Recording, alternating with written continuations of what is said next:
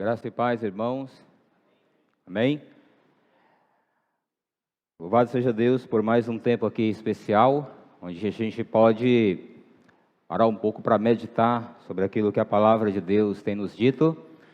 Eu quero encorajar você a sábado que vem, a partir das 16 horas, está acompanhando essas lives, né, sobre as últimas coisas. Elas são relevantes, inclusive, para aquilo que a gente tem pregado aqui no domingo à noite, porque a gente tem falado sobre provação no livro de Tiago, e a escatologia, ela também traz esperança para a nossa vida, à medida que nós conhecemos o que tem para frente, aquilo que Deus disse, e como que nós podemos nos posicionar hoje, diante das coisas que estão acontecendo, e que ainda vão acontecer. É interessante porque quando nós paramos para dar uma olhada no cenário que a gente vive, no nosso mundo, a gente tem percebido constantemente coisas acontecendo como pandemias, terremotos e várias coisas acontecendo no mundo afora. E se nós não temos o conhecimento bíblico, se a gente não tem a percepção bíblica daquilo que está acontecendo, nós podemos facilmente fazer a interpretação errada do que está acontecendo, e aí, por causa de uma interpretação errada, sentimentos controversos, desequilibrados, vão tomar conta de você, vão tomar conta das pessoas. E diante disso você vai perder a oportunidade de, ao contemplar as provações que Deus tem mandado para esse mundo, caminhar de maneira bíblica, de maneira adequada. Então, eu encorajo você a caminhar junto com a gente, tá bom? A gente tem estudado agora a nova série no livro de Tiago, falando sobre as provações, sobre os sofrimentos, e como que o crente, como que o cristão, ele pode responder a essas provações e sofrimentos na vida deles. Tá bom? Vamos orar, e aí eu quero dar sequência aqui àquilo que a gente tem para compartilhar hoje à noite. Normalmente eu prego 1 hora para cada página que eu escrevo, e hoje eu trouxe 3 páginas, tá bom? Então eu vou orar por você também, inclusive, tá bom? Pai, obrigado pela oportunidade de ministrar a sua palavra. A minha oração é que o Espírito Santo do Senhor possa iluminar o nosso entendimento para que compreendamos a sua palavra de uma maneira muito clara e de uma maneira palpável para as nossas vidas. A minha oração é que, à medida que a tua palavra ela vai sendo exposta, que o Senhor escancare também os nossos pecados. E à medida que a gente toma conhecimento desses pecados, que possamos ter uma atitude bíblica para com eles, confessando, reconhecendo, abandonando e fazendo a substituição do pecado pelo princípio bíblico. Que o Senhor nos aperfeiçoe para a sua glória, e obrigado, Deus, porque o Senhor tem cuidado de nós em todo o tempo da nossa vida. É a minha oração em nome de Jesus. Amém. Pastor Josué, no último domingo, deu início à nossa série em Tiago, onde nós vamos estar falando sobre provações, sofrimentos. O livro de Tiago, ele é uma carta que, quando paramos para lê-la, percebemos o quanto que essa carta ela é atual e ela é relevante para os nossos dias. Porque muita coisa que você vai começar a ler, a perceber na carta, é também parte daquilo que você vive no dia a dia. Uma das coisas que torna a gente, nivela todos nós, são as provações e os sofrimentos. Independente se você é rico, se você é pobre, se você é branco, se você é preto, se você é alto, se você é baixo, se você é gordo, se você é magro, elas vão vir.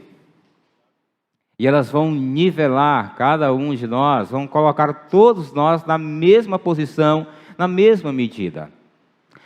No capítulo inicial do livro de Tiago, Josué destacou para a gente a provação e que ela tem um ciclo que precisa ter começo, meio e fim. O próprio Tiago, ele vai dizer isso, a provação precisa ter uma ação completa, para que sejais perfeitos e íntegros e em nada deficientes. A provação, ela é um processo, ela vem de Deus para o aperfeiçoamento do crente.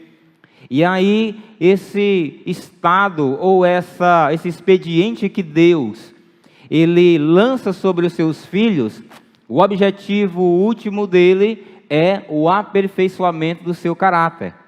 Então significa dizer que quando você responde de maneira antibíblica a esse processo, então você vai ter que recomeçá-lo em todo o tempo. Em todo o tempo. Então, a aprovação veio, ela vai vir de Deus e ela vai levar o crente a ser submetido às circunstâncias, às situações em que o coração dele vai ser revelado, vai ser exposto, vai ser escancarado.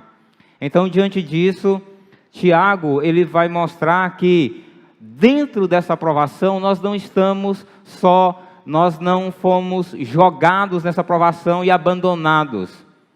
Nós temos Deus e nós temos os recursos de Deus para poder caminhar biblicamente dentro de provações e sofrimentos. Nós temos o recurso da oração, nós temos a sabedoria de Deus. Ele inclusive diz, se alguém tem necessidade de sabedoria, peça a quem? A Deus, que a todos dá liberalmente, nada lhes impropera. Então esse é o detalhe, dentro da provação, nesse ambiente, nesse ciclo que você está sendo provado, se você percebe que está dentro de uma provação e que não tem um entendimento correto para poder desenvolver ali um crescimento ou responder de maneira bíblica, se você se acha inferior, insuficiente, você pode ir para o Senhor e pedir a sabedoria dele e ele vai dar para você. E aí você vai conseguir caminhar dentro da provação e você faz isso por meio da oração. Esse foi o ambiente que foi armado, esse foi o palco que Josué apresentou para a gente, os versos iniciais da carta de Tiago. E essa carta ela é relevante para a gente.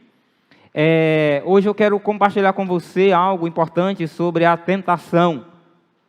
Porque dentro desse processo de provação, muitas vezes você acaba passando por tentações dentro da provação. E muitas vezes você pode confundir uma coisa com a outra, e é importante que você tenha o entendimento, a compreensão do que Deus está fazendo, do que Deus quer fazer, e de como que você pode diferenciar uma coisa da outra, e como que você pode responder de modo bíblico às circunstâncias de tentação dentro da provação. A gente vai ler, eu quero convidar você a ler comigo Tiago capítulo 1, versículos de 13 a 18.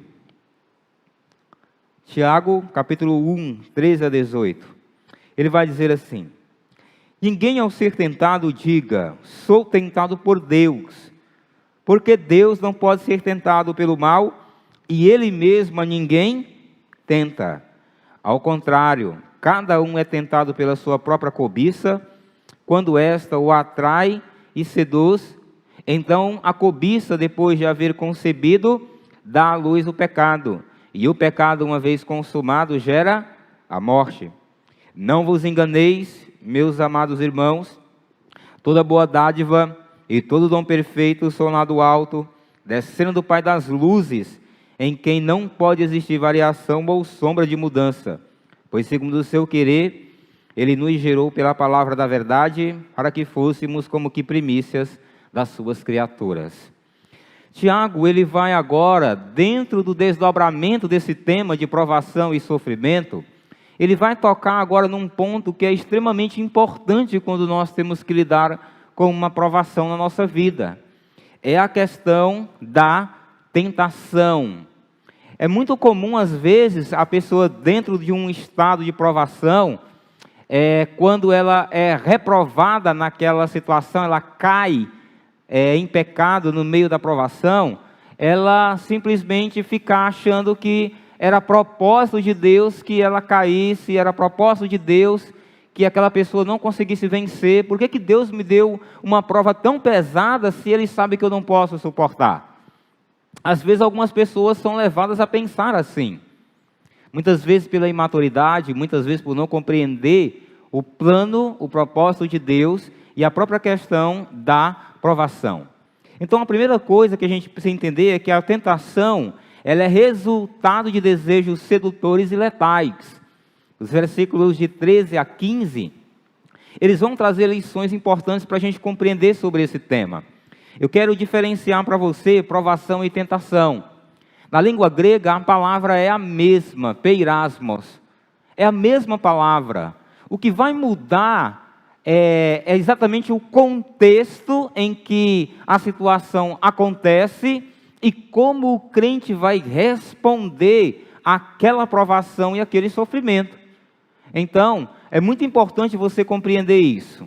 A palavra é a mesma, mas o contexto é que vai fazer com que a palavra ela faça esse sentido de tentação. Nós temos algo muito parecido, né, no português. Você tem aquela palavra manga. Se você está conversando com uma pessoa, você tem que saber o contexto que ela está falando na palavra manga, porque pode ser a manga da camisa, pode ser a manga fruta, ou como diz lá no Novo Horizonte, estão mangando deu. Então você tem que saber qual é o contexto que está. Então aqui é algo semelhante. A palavra é a mesma, peirasmos, mas o contexto vai definir essa ideia de tentação e de provação. Então o que é provação? A provação, com relação ao seu alvo, ela visa o aperfeiçoamento do crente. E em relação à sua origem, ela vem de Deus. Essa é a primeira coisa que a gente precisa entender. Esse é o primeiro aspecto que a gente precisa guardar. Com relação à tentação, o propósito dela é a sua queda. E ela vem, ou pelo menos ela tem 3 origens diferentes. A tentação.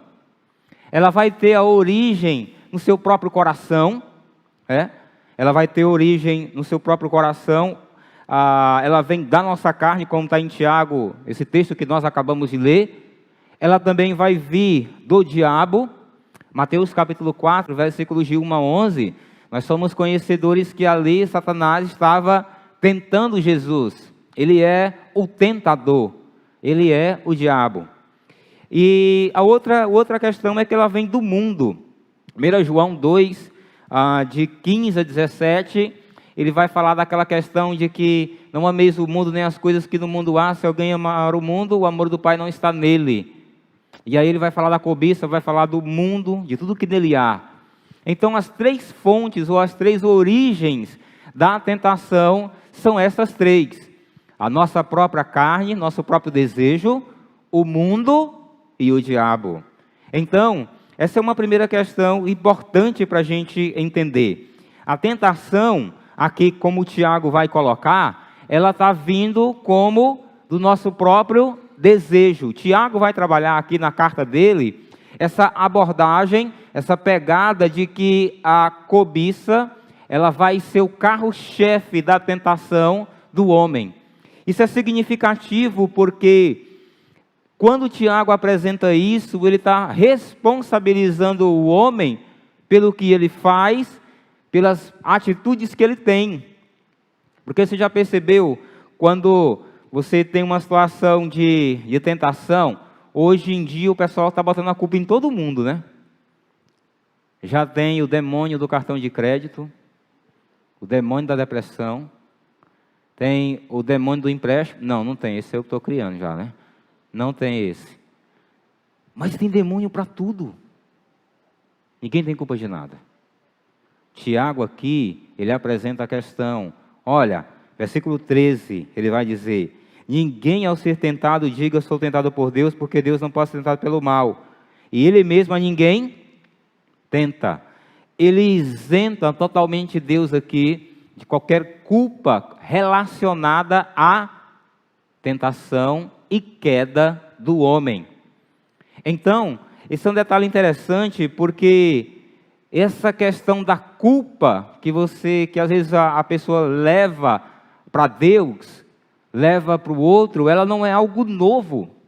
Quando você olha Gênesis capítulo 3, o que nós vamos encontrar lá no primeiro relato, lá naquele dia tenebroso no jardim? Nós vamos encontrar o ambiente ali perfeito, o homem está sendo tentado pelo diabo, o homem está sendo levado pelo diabo a cair. Ali a Eva, Adão, vão olhando para a fruta, a questão da cobiça começa a nascer, começa a tomar conta, e aí eles dois caem. E à medida que cai, o que vai acontecer? Deus vai procurar os dois lá no jardim, e ele pergunta para onde é que Adão estava, Adão responde, e aí Deus pergunta para Adão, porventura você comeu da árvore que eu falei que não era para comer? E o Adão falou o quê? A mulher que o Senhor me deu. Ele colocou a culpa em quem? Em quem? Em Deus. Não foi só em Eva. Porque ele falou, a mulher que o Senhor me deu. Se o Senhor tivesse me dado, estava tudo bem. Mas a mulher que o Senhor me deu, ele está colocando a culpa em Deus. Dentro da provação, quando você está sendo submetido a uma situação muito forte na sua vida, é possível que você seja, de fato, tentado a cair, e quando cair, a pessoa, quando ela cai, ela às vezes quer colocar a culpa em Deus. Por que Deus me deu algo tão pesado, tão difícil? Ele poderia ter me dado um fardo mais leve. Eu vejo pessoas com problemas muito menores do que os meus. E por que Deus me deu logo esse problema? Às vezes, por conta disso, por não compreender a situação, a pessoa é levada a querer culpar Deus da situação que ela está vivendo. A cobiça do homem é o que o tenta a queda, porém a decisão de cair ou não é sua. Tentação, ela não é pecado. Você pode ser tentado em qualquer área da sua vida, financeira, sexual, moral, qualquer área da sua vida. Você pode ser tentado e é totalmente possível que você seja tentado. A grande questão é que você não pode ceder à tentação. Você pode dizer não. Quando o homem começa a culpar a Deus, quando o homem começa a culpar a sociedade, começa a culpar o vizinho, começa a culpar o filho, começa a culpar o patrão chato, começa a culpar qualquer outra pessoa que seja do problema dela, ela está tirando de si a responsabilidade e colocando nas pessoas. O ambiente, o expediente que Deus traz para você, por mais que o crente seja tentado, ele tem capacidade total de dizer, não, eu não vou cair. Agora sabe qual é o detalhe? É mais fácil, ao cair, justificar por que caiu. A pessoa vai, cai, e ela justifica, pastor, o senhor não conhece a esposa que eu tenho. Pastor, o senhor não sabe o que é trabalhar naquele lugar. Mas o senhor não sabe o que é ter uma vizinha que coloca som alto de manhã, de tarde, de noite, uma música feia, e olha, eu não aguento mais. E aí, cansado de tudo aquilo, eu gritei, eu bati na porta dela. Eu quase contratei um carro de som para poder botar na porta dela também. O que eu quero que você entenda é que dentro do ambiente de provação, Deus vai revelar a sua fraqueza. É aquela área que Deus vai revelar de você que você precisa agir com sabedoria. Sabe como é que a coisa funciona? Você foi tentado, você foi provado. Deus vai provar você, e quando Ele manda a provação, o desejo dEle é o seu crescimento naquela área de fraqueza. Só que, se você responde de maneira carnal, se você responde ela fora da palavra de Deus, você vai ceder à tentação. O que é sábio é, à medida que eu sou provado, e eu percebo qual é a minha área de fraqueza, eu preciso me entregar a Deus. buscando sabedoria, buscando entendimento bíblico de como resolver aquela área, entendendo, Senhor, eu sei que essa aqui é a minha área de fraqueza. Essa área eu preciso trabalhar. E eu quero envolver o meu discipulador nisso. Eu quero envolver a minha célula nisso. Eu quero envolver os meus pastores nessa situação, porque eu quero ser aperfeiçoado, íntegro e em nada deficiente. Já reparou quantos cristãos, irmãos, estão ou são imaturos na sua vida cristã? Já pararam para perceber? Muitas vezes eles abandonam o processo de aperfeiçoamento e maturidade por conta de um desejo do coração. E aí eles deixam de crescer naquela área. Agora, você já percebeu quantas pessoas que quando resolveram tratar as áreas de pecado da vida delas, quanto que elas amadureceram? O quanto que elas cresceram? Algumas se tornaram líderes, discipuladoras. Algumas pessoas começaram a ter seus casamentos mais ajustados. É exatamente porque quando você compreende a questão da provação, da tentação, você entende que aquele é um processo de Deus para você, você vai caminhar. A tentação que vem do diabo, que vem da cobiça, que vem do mundo, o objetivo principal é a sua queda.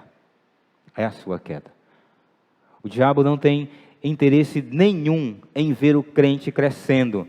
Inclusive, eu quero que você entenda uma coisa. Às vezes, dentro do ambiente de provação, o diabo acaba oprimindo muitos crentes porque eles ficam com medo de morrer. Você acha que o diabo tem mesmo interesse de matar crente? Você acha que o diabo vai ser aquele agente que vai apressar a sua ida para o céu? Não vai.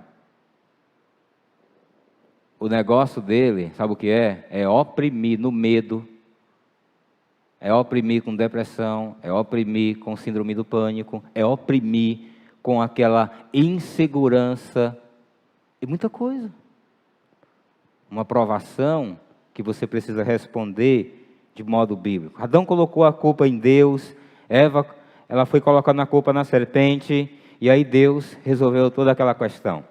A gente olhando o texto, a gente vai perceber algo interessante, é que a cobiça ela vai ter um roteiro que leva a um fim tenebroso. 14:15, ele vai dizer aqui: ao contrário, cada um é tentado pela sua própria cobiça, quando esta o atrai e seduz. Então a cobiça, depois de haver concebido, dá à luz o pecado, e o pecado, uma vez consumado, vai gerar a morte.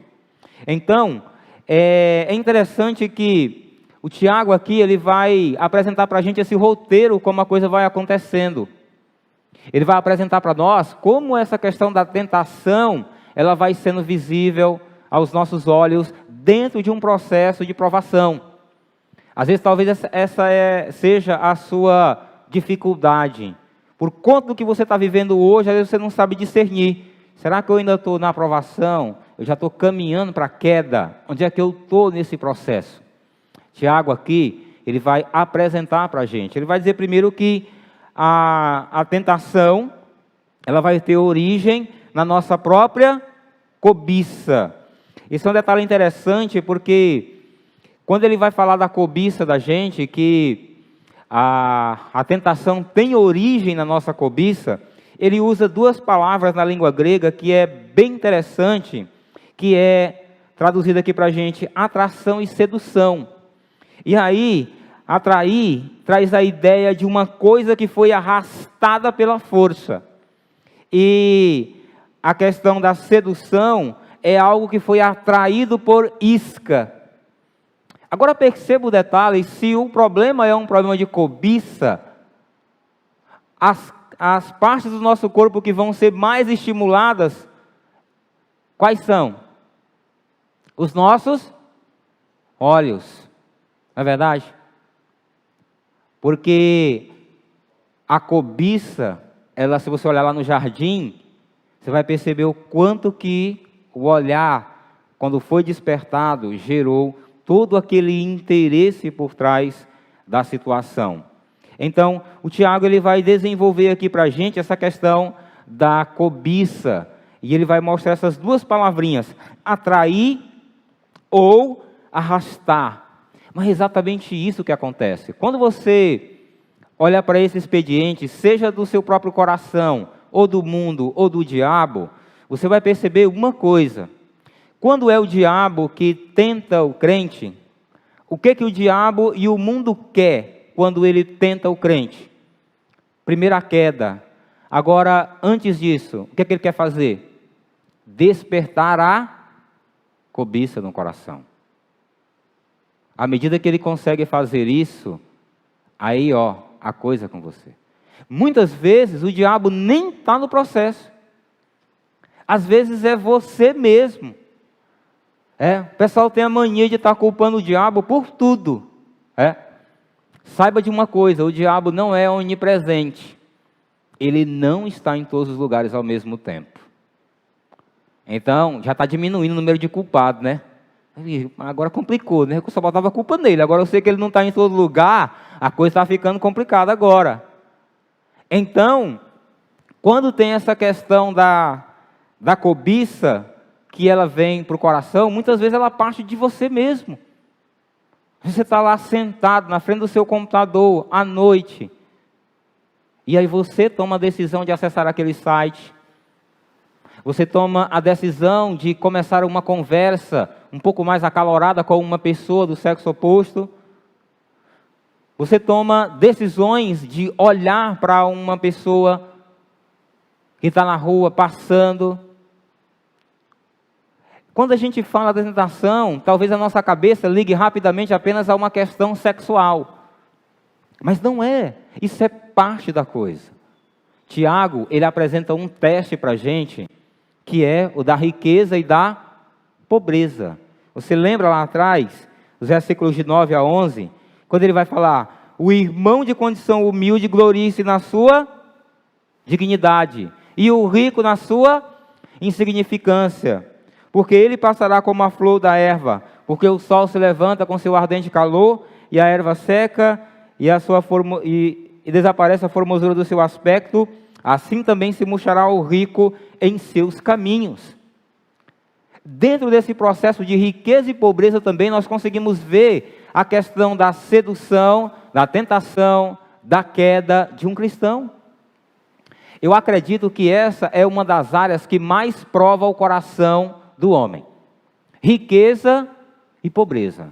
Quando o Tiago coloca aqui o irmão de condição humilde, ele fala do rico e do pobre, ele vai mostrar duas situações aqui que são importantes a gente entender, que às vezes o pobre, ele vai ser tirado daquele estado de pobreza e colocado no estado de riqueza para que o coração dele seja provado.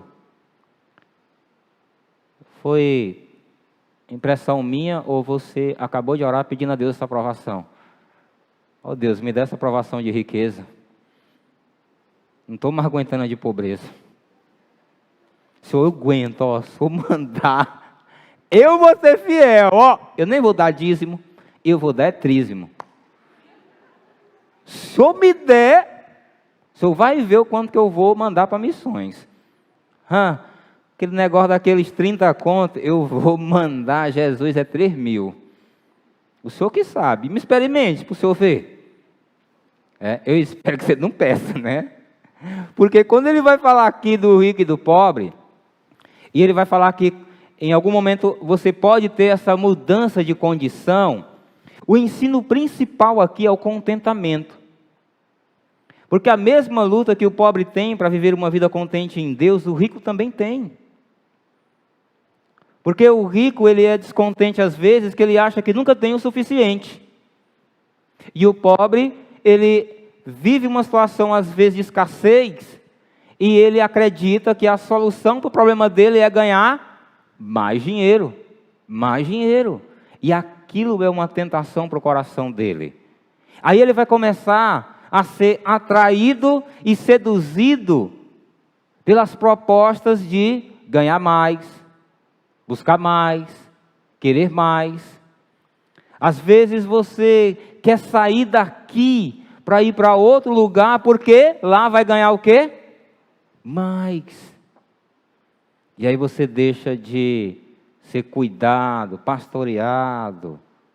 Não, mas lá eu vou ganhar mais. Essa é a tentação, acreditar que o seu contentamento vai estar na riqueza. Quando você é mudado desse estágio de uma vida mais simples para uma vida mais rica, mais abastada, a sua tentação vai ser, sabe qual? Manter o seu contentamento em Deus. Quer ver uma situação interessante? Quando você não tem assim tantas posses e você quer fazer uma viagem, o que você, quando é assim que nem eu, crente pobre, o que a gente faz? A gente vai orar, né? Senhor, eu quero ir para lugar tal. Senhor, mas manda os recursos. Eu preciso ir, o senhor sabe como é que é aquele negócio. A gente vai orando, vai se entregando, não é assim, irmão? Amém? Amém. Esquece aquele negócio da aprovação de ser rico. Fique em paz. O que vai acontecer? Você vai receber, você vive uma vida de oração e de submissão a um processo de entrega constante a Deus. E aí quando você ganha, você vai começando a ver a graça, a misericórdia de Deus agindo ali. E aí de repente você sai daquela condição, passa de um concurso, começa a ganhar 10 vezes mais do que você ganhava. E aí, sabe qual vai ser o descontentamento seu? É que você vai substituir Deus por você mesmo. Porque assim, antes eu orava, eu me planejava, eu envolvia pessoas, para eu poder chegar naquele determinado local. Hoje em dia, se eu quero fazer uma viagem com muito dinheiro, sabe como é que a coisa acontece? Que dia que eu vou? Eu vou só me preocupar com o dia. Tiago vai falar lá na frente que isso é arrogante pretensão. Você vai passar a se contentar naquilo que você tem, e a sua alegria vai passar a ser essa. Essa é a tentação. Irmãos, entenda que a condição que você está hoje é a condição que Deus permitiu que você chegasse. O seu contentamento tem que ser Porque Tiago diz aqui um aspecto importante com relação à riqueza, que é a transitoriedade dela. O rico a riqueza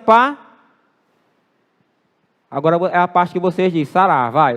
A riqueza Isso, nós estamos treinando aqui para o negócio sair bonito na internet. Então, a grande questão aqui é que você não pode colocar o seu contentamento na riqueza, porque ela vai passar. E Tiago traz um símbolo aqui para mostrar a fragilidade da riqueza. Ele vai apresentar a questão das flores. Ele vai dizer aqui no 9 aqui, 9 e 10. O rico, na sua insignificância, porque ele passará como a flor da erva. E esse é um detalhe interessante, porque lá naquela região, havia algumas flores que apareciam nos campos, e aí com determinado tempo elas secavam por causa do calor intenso que tem naquela região da Palestina. Você ia sentir saudade de Teresina lá, porque lá chega a 50 graus, e aí aquelas flores, com toda aquela beleza, com todo aquele aspecto, vão secar.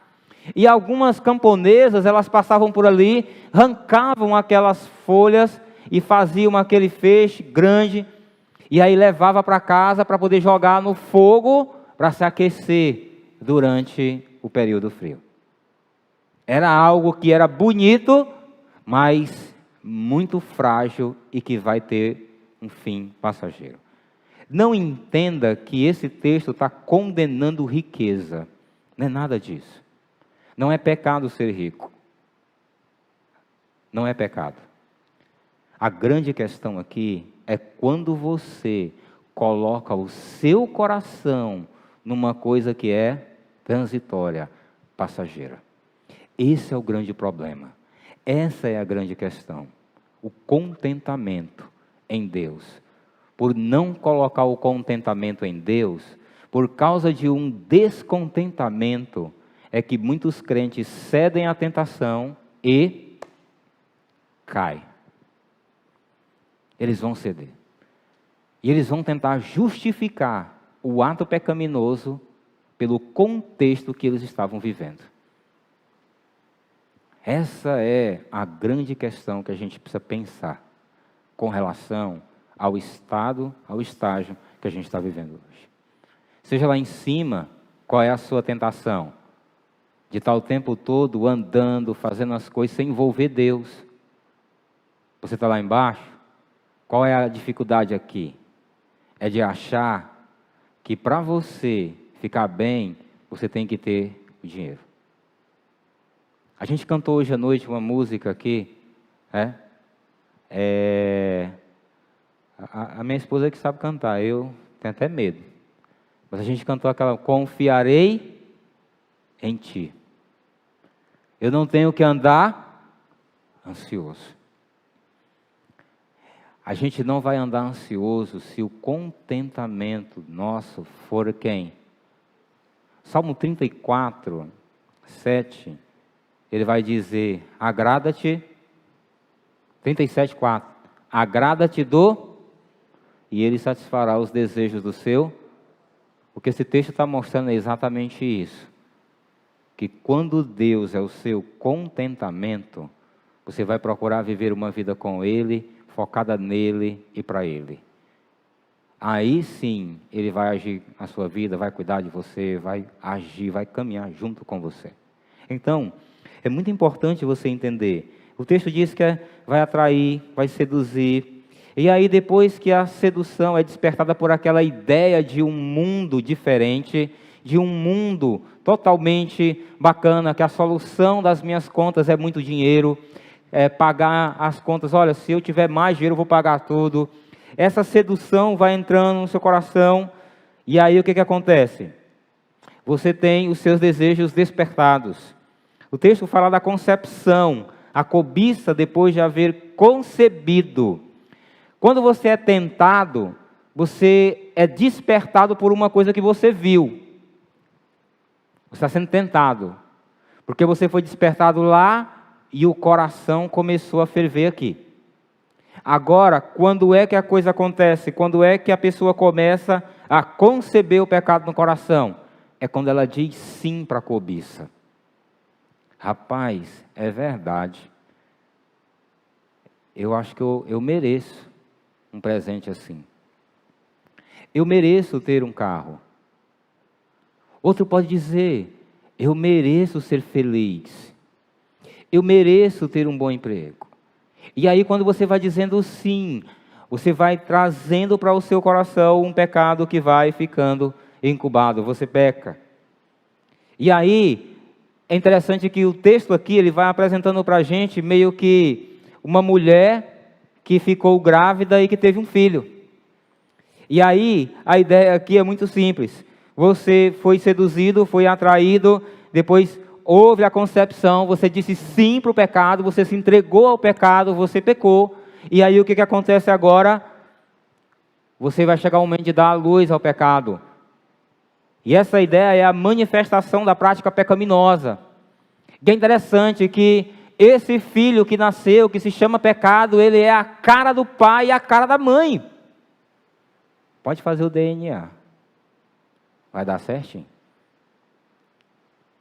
E aí, ele diz, como consequência, ele vai gerar a morte.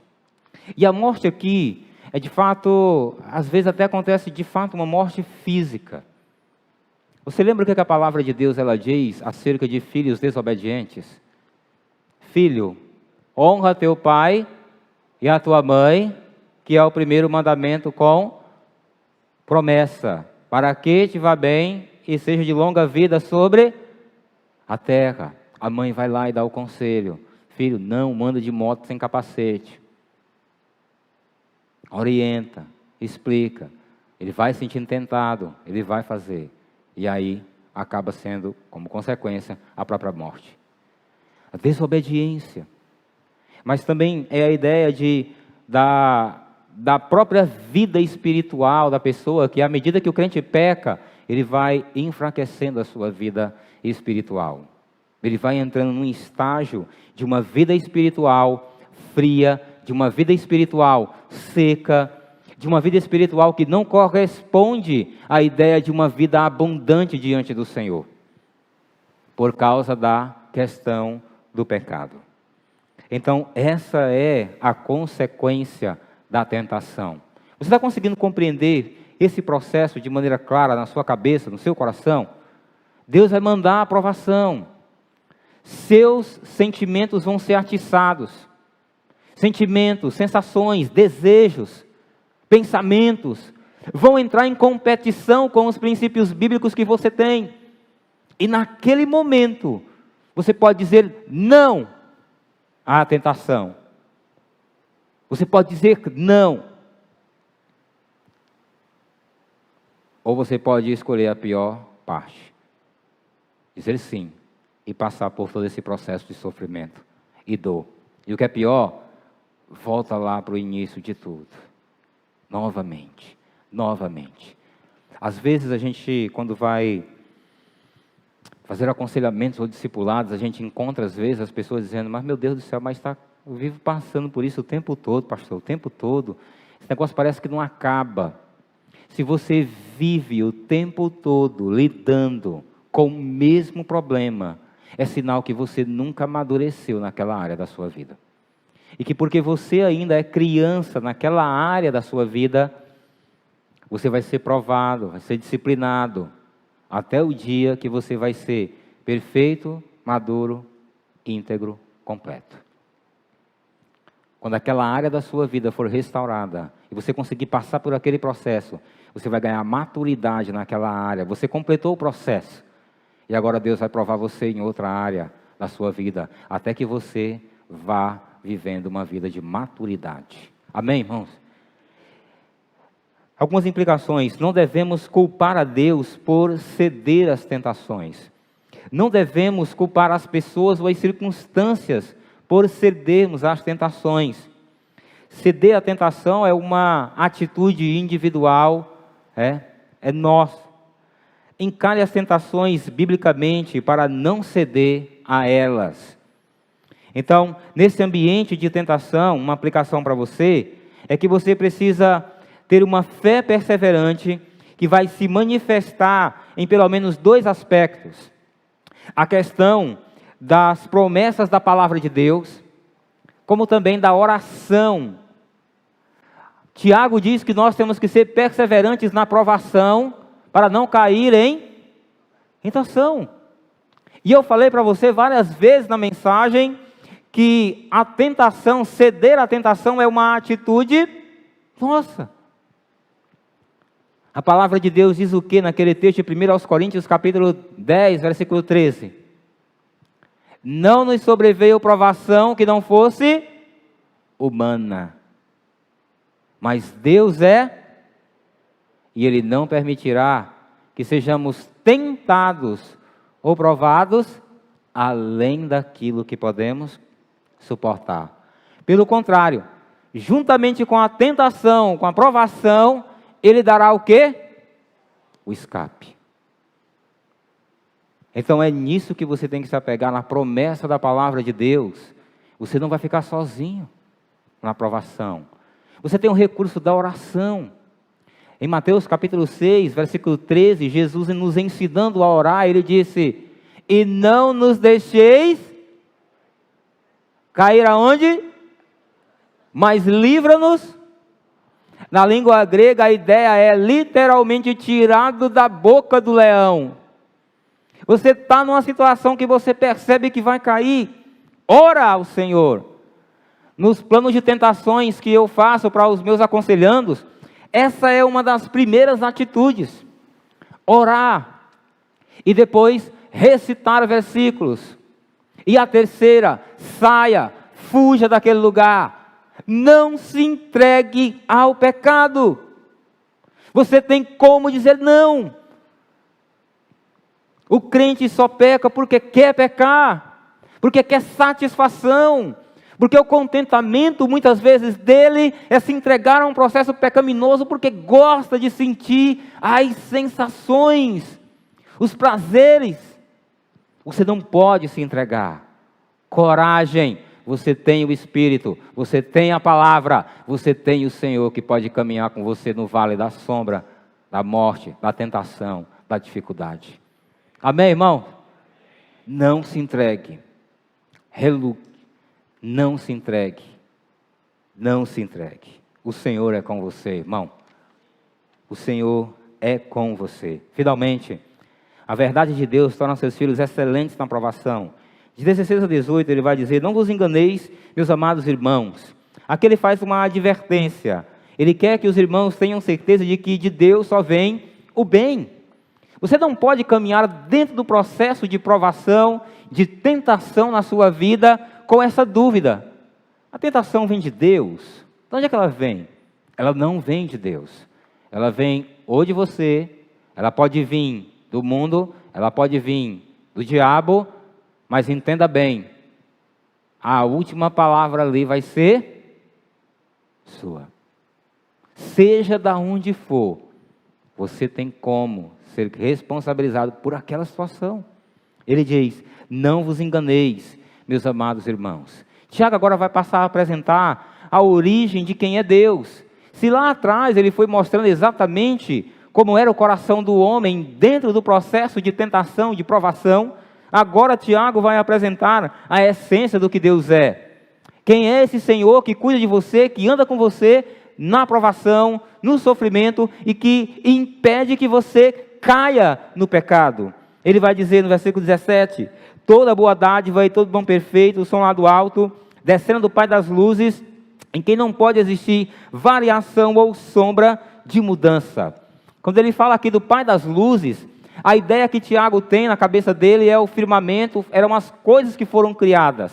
A lua, as estrelas, as que têm luzes, e o Senhor ali, o Pai das luzes, aquele que é luminoso, forte, brilhante, o Senhor, ele destaca um ponto importante aqui, é que o Deus que lhe criou, ele é imutável no processo de provação de provação na sua vida.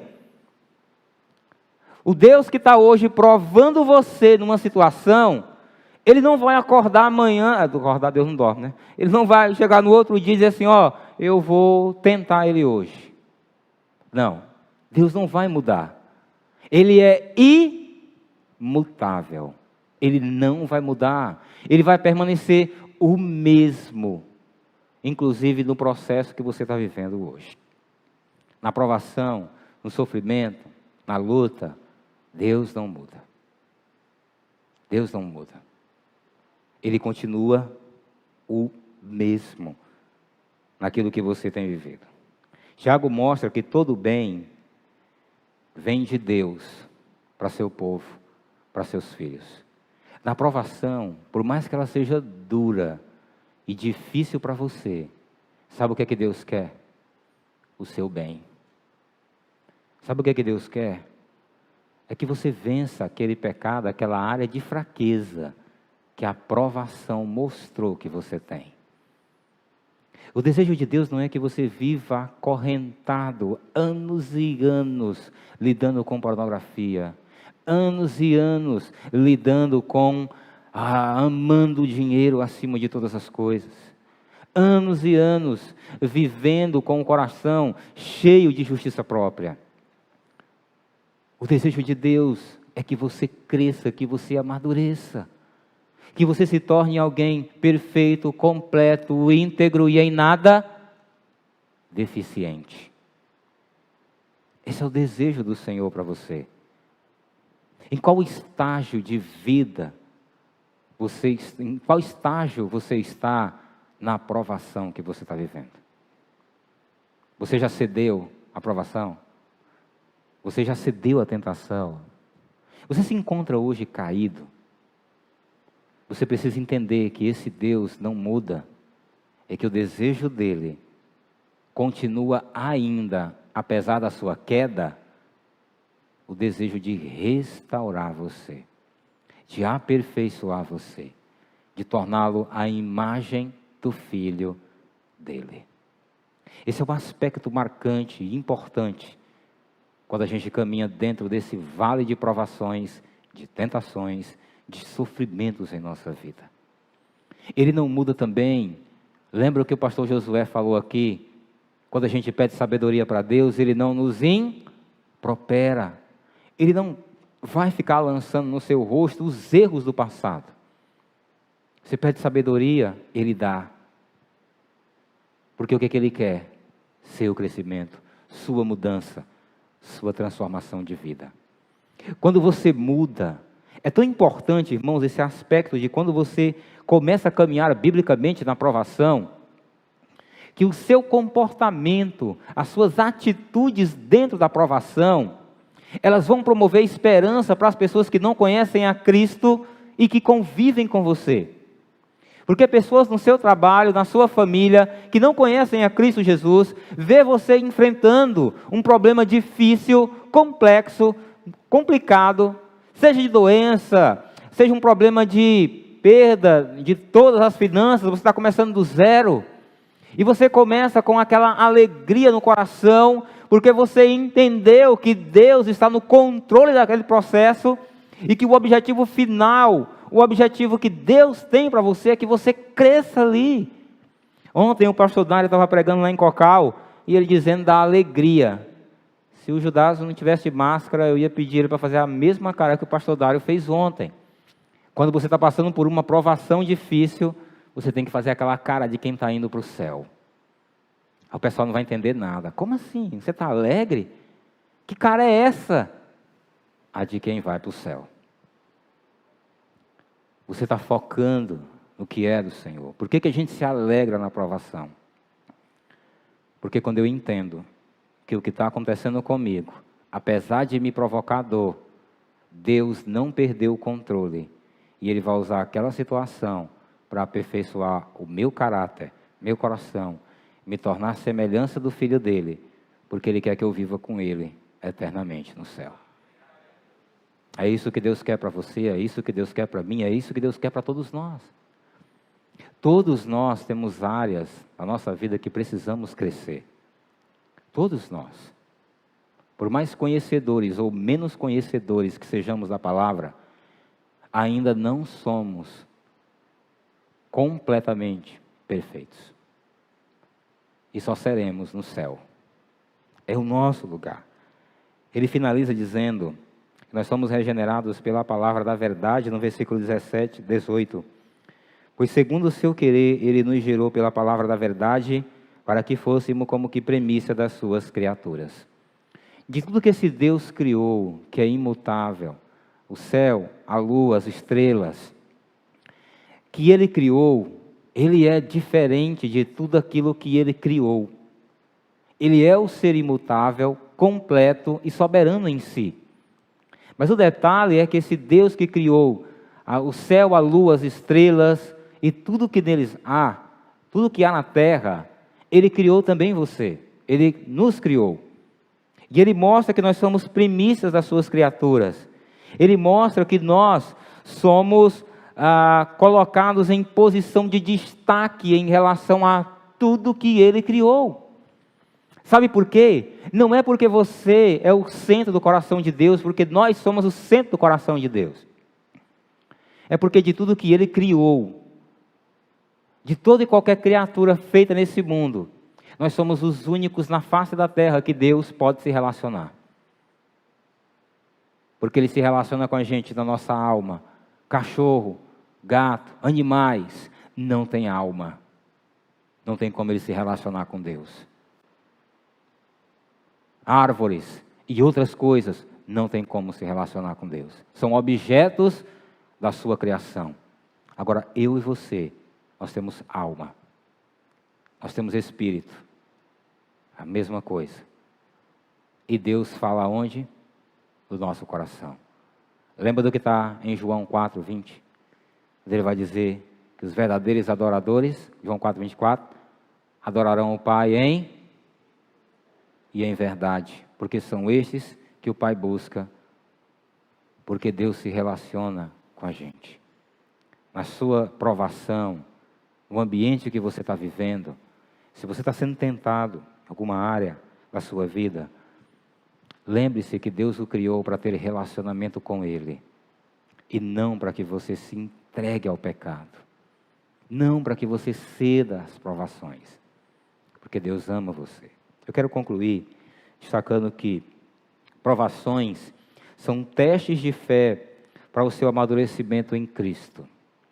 Tentações são armadilhas da carne para lhe destruir. Perseverança e sabedoria são as marcas do Filho de Deus no desenvolvimento da provação que você está passando. Só Deus pode te livrar das tentações se você se submeter a Ele. Não há outro meio de vencer provação e tentação. Você precisa do Senhor. E sabe qual é a boa notícia? Ele quer estar perto de você na situação que você está vivendo hoje. Vamos nos colocar em pé, vamos orar. E agradecer a Deus por tudo aquilo que Ele apresentou para a gente em Sua palavra. O meu desejo é que você possa sair daqui hoje à noite esperançoso, sabendo que por mais que você esteja vivendo uma situação difícil de tentação na sua vida, que o Senhor tem um desejo que você seja sábio, que você cresça, que você vença o pecado. Não importa o estágio que você está, procure seu discipulador, seus pastores, envolva-os no processo de restauração da sua vida. Eu quero orar pela sua vida, a nossa vida, em nome de Jesus.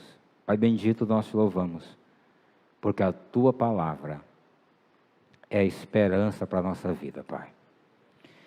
Obrigado porque o Senhor usou Tiago há muitos anos atrás para também nos dar esperança hoje na luta que temos com tentações e provações na nossa vida, Pai. Eu te peço que por sua graça e misericórdia, o Senhor continue, Pai, sustentando o teu povo. Nos leva para casa, Deus, firmados na tua graça, a tua paz para essa semana. Que possamos responder biblicamente às provações. Às vezes, Senhor, ao sairmos ali, ao darmos os primeiros passos fora daqueles portões, ali muitas vezes já vão ser tentados ou provados. Que o Senhor nos dê um coração temente, reverente ao Senhor, para responder a esse mundo mal na palavra. Eu te louvo e te agradeço em nome de Cristo Jesus, nosso Senhor. Amém. Deus abençoe, irmãos. Em nome de Jesus. Fiquem todos na graça e na paz do Senhor.